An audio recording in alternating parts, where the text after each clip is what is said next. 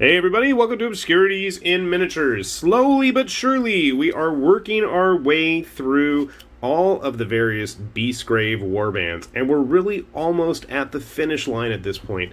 Today we're going to take a look at the Wurmspat, which is the Nurgle Plague Warrior box. Or, they're not Plague Warriors. What are they? They have a special name. I can't even remember.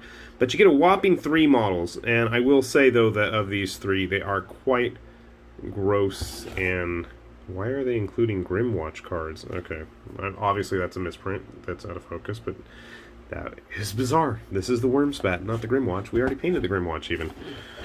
Anyway, let's take a look at what's inside. So I think at this point, the only ones I have left that are unpainted are these guys, the Daughters of Cain, which we'll get to in another video, and the Arcanauts, which I'm in the midst of painting at the moment. So, much like all of the other Underworld's warbands, basically you have 2 half frames that obviously we're going to make a hole, but, you know, to fit in the confines of their plastic clamshell, it is what it is. Got your directions. Not too complex, obviously with bigger pictures and illustrations.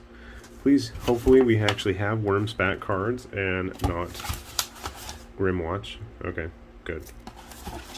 That got me worried with that on the box. So, being big fat Nurgle models, these guys are all on 40mm bases as opposed to 25 or 30s. And they are quite the gribbly folks. Friend here, it looks like he's fighting with dual cleaver axes. One of our knights is armed with a spear and a bunch of heads, from what it seems. Okay. And then we have our witchy matron shaman type on this sprue, along with more big bases. Why can I not recall what the big plague warriors are called for Nurgle? They were in the end times. And it'll come to me later, I'm sure. Anyway, doesn't look as bad as the Wood Elf Sylvaneth guys in terms of getting everything off the sprue. Those guys were probably the most challenging, but we do have this fun little Nurgle-y dog thingy that's sitting with our witch friend here. But they look like they're going to be a pretty impressive looking bunch. So, give me a sec. We'll get them built, and we'll see how they turn out, and we'll go grab some of our other models while we're at it. Alright, we got the last of our Orc warbands painted, and we went ahead and got our Wurmspat all put together. Putrid Blight Kings, that's what I was thinking. I could not think of that. Oh my gosh. It took me forever to remember that. So yeah, they're about that size. You know what? I don't actually have any more Nurgle stuff. I got rid of almost all of it right around the time of the pandemic started. I do have a few random corn guys, though. We'll grab a couple other Underworld's models just to give you guys a good sense of scale. This dude is my favorite. That is an ovipositor thing hanging off of his rear there. Fun. I've seen some really nice conversions of this guy. I'm not going to bother doing something like that. I'm weird about models like this where it's like, if they are made to look one way, I'm just going to keep them that way. But they are nice looking. I do like her little pet. And we don't get very many female Nurgle minions. At least I think it's female. Maybe. Maybe not.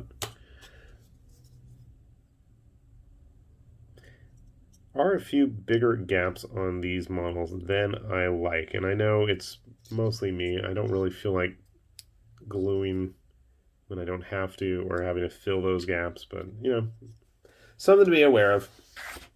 So let's see how they stack up. So like I said, they are about Blight King size, because obviously, especially our friend right here, that's what he looks like he's supposed to be. So they're obviously not as big as, say, Molog, but, you know, I think Molog at this point is probably the biggest Underworld model. Grabbing one of the Dark Oath tribesmen here. You can see, while he is a bit larger I think he fits in all right. You do get a good sense of scale there that these guys mean business. They're not anywhere, excuse me, anywhere near as thin as our tree elf friends. But overall, really just slick looking models. If you wanted to get some other comparisons, we can grab some Mantic humans, some GW humans, Iron Jaws. And just in case you wanted to, for some reason, turn them into Plague Marines, toss some Marines in there as well.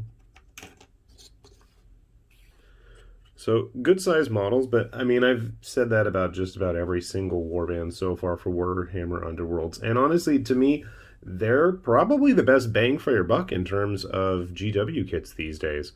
I know I'm a little behind the times in getting them all out on video as quickly as I could, but that's just me being slow and looking at a million other things and trying to get everybody painted as I go through them. So, hopefully I will have everything finished and painted by the time we have our 4th season of Warhammer Underworlds upon us. And again, it is certainly nice to see very nice, unique sculpts that are both able to work on their own in Age of Sigmar, but also you can use them to fill in for your larger games, as well as using them right here in Warhammer Underworlds. Heck, you can probably even get away with using them in Warcry if you figure out, you know, a nice proxy equivalent. I think there was a Nurgle box. I don't even remember now. Anyways, I'm looking forward to painting these, and hopefully we'll get them done and back up online soon to show you guys how they turn out. With that said, this has been High Lord Tamberlane with Obscurities and Miniatures, saying thanks for watching, and we'll see you back here soon. Bye-bye.